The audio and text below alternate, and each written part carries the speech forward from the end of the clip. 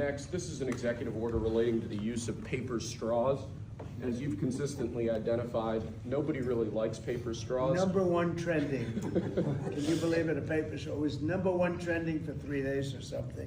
The environmental impact of plastic straws versus paper straws is entirely unclear. This has cost both the government and private industry an absolute ton of money and left consumers all over the country wildly dissatisfied with their straws lives. We're going back to plastic straws. These things don't work.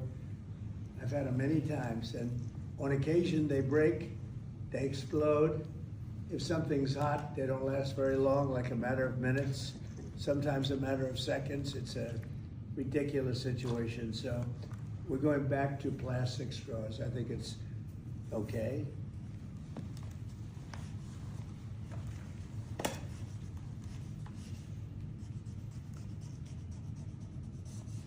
And I don't think that plastic's going to affect a shark very much as they're munching their way through the ocean. To ameliorate the negative effects of the Foreign Corrupt Practices Act, to allow Americans to do business abroad, and to allow our foreign partners to do business with Americans without fearing unjust prosecution. It sounds good on paper, but in practicality, it's a disaster.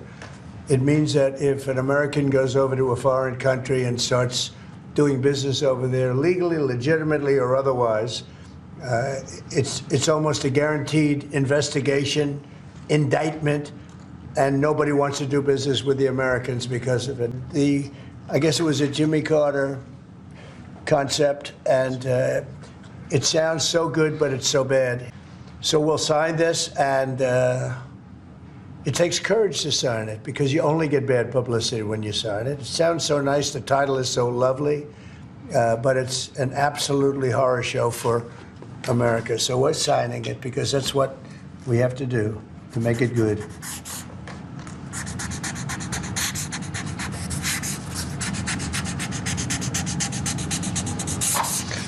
Okay, thank you. It's an important one. It's going to mean a lot more business for America.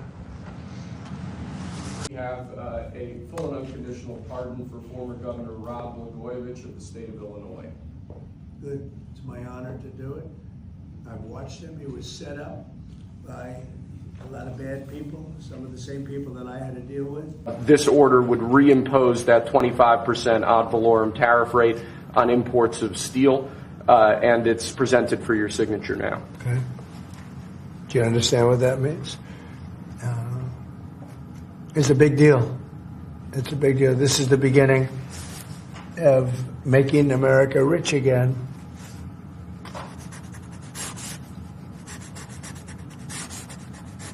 Mr. Secretary, do you have anything to say?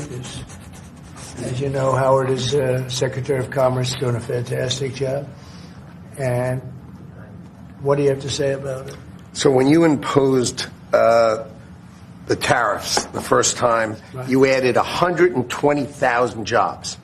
And since that time, it's been picked away and nicked away and excluded away, and we've lost 107,000 jobs. And remember, these aren't just general jobs. These are steel workers in America, and now you're going to bring them back. You're going to bring those 120,000 jobs back to America. You are the president who's standing up for the American steel worker, and I am just tremendously impressed and delighted to stand next to you. No, you're going to ultimately have a price reduction because they're going to make their steel here. There's not going to be any tariff. These foreign companies will move to the United States, will make their steel and aluminum in the United States. Ultimately, it'll be cheaper.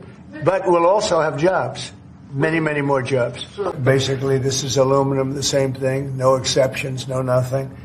And it's going to bring our aluminum business back. It may go higher. I mean, frankly, it may go higher. And we're going to also be talking about we're going to be talking about things over the next 3 weeks that I think will be amazing for our country, amazing for our jobs, and will bring us to a new level of prosperity. And I think, frankly, our allies and our enemies all over the world expected this. They really expected it for years. They really expected it sometime during the Biden administration, but they didn't do anything. And we're going to be doing a very concise and, very, it's going to be good. And I don't think if done properly, and we're going to try and do that. We don't want it to hurt other countries, but they've been taking advantage of us for years and years and years. It's time to be reciprocal. So you'll be hearing that word a lot, reciprocal. If they charge us, we charge them. If they're at 25, we're at 25. If they're at 10, we're at 10. And if they're much higher than 25, that's where we are too. So that's having to do with everything. That's not just steel and aluminum. But we'll be discussing that over the next couple of weeks. But we will be looking at chips, and we will be looking at cars, and we're going to be looking at pharmaceuticals, and there'll be a couple of other things also in addition. And today I'm simplifying our tariffs on steel and aluminum so that everyone can understand exactly what it means. It's 25% without exceptions or exemptions, and that's all countries, no matter where it comes from, all countries. If made in the United States, however, United States of America, there is no tariff, it's zero. So if it's made in the United States, there is no tariff. All you have to do is make it in the United States. We don't need it from another country. As an example, Canada, if we make it in the United States, we don't need it to be made in Canada. We'll have the jobs. That's why Canada should be our 51st state. We'll bring back industries, and we'll bring back our jobs, and we'll make America industry great again. All of the hostages aren't returned by Saturday at 12 o'clock. I think it's an appropriate time. I would say cancel it and all bets are off, and let hell break out. I'd say they ought to be returned by 12 o'clock on Saturday, and if they're not returned, all of them, not in drips and drabs, not 2 and 1 and 3 and 4 and 2. Saturday at 12 o'clock, and after that, I would say all hell is going to break out. Approval ratings, because I'm using common sense, whether it's getting men out of women's sports. I think it's a 90% issue. And, the amazing thing, the Democrats are still fighting for it. It's crazy. It's crazy. I think we should go to Congress also, have that cemented and, make it indelible.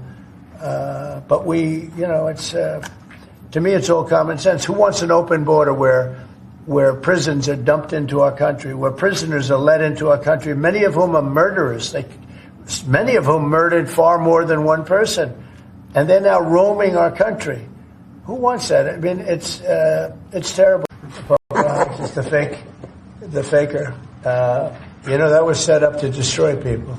She used that as her little personal agency to go around and destroy people, and she's a fake. Just like she said she was an Indian, and she wasn't an Indian. You have more Indian blood in you than she has. She's a nasty woman. She's a really nasty woman, despite her phony beer commercial. We did the right thing. That was a very important thing to get rid of. And it was also a waste. I mean, number one, it was a bad group of people running it, but it was also a waste. If you looked at when she really ran it, wow, that was a vicious group of people. They really destroyed a lot of people. And you can confirm it's your goal is to have it totally eliminated, the agency? Say, yeah, because we're trying to get rid of waste, fraud, and abuse. The South African situation is very, very dangerous and very bad for a lot of people. There's tremendously bad things going on, including the confiscation of property, and worse, much worse than that. You know what I'm talking about. And we're not making any payment until we find out what's going on in South Africa. Yeah. Oh, the penny, guys. The penny is gone. Go, penny's gone. Is the nickel next?